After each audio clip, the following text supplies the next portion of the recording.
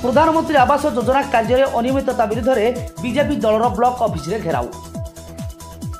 नवरंगपुर जिला रायघर ब्लॉक गरीब निरीह असहाय लोक केंद्र सरकार तरफ प्रधानमंत्री आवास योजना रे गृह जोगाउथिबा बेले ओडिशा सरकार आवास योजना पातरंतर करी प्रकृत हिताधिकारी घर खंडे पाउनथिबा बेले अधिकांश धनिक श्रेणीर लोक एही योजना रे गृह हातेइथिबा नजर को आसीछि।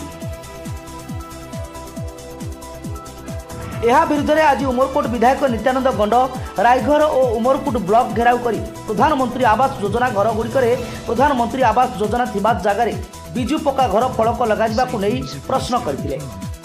बीजेपी विधायक बिजु पक्का घर फलक प्रधानमंत्री आवास रे कहार निर्देश रे लगा जाइछि बोली गोष्ठी उन्नयन अधिकारी को प्रश्न करछन्ती।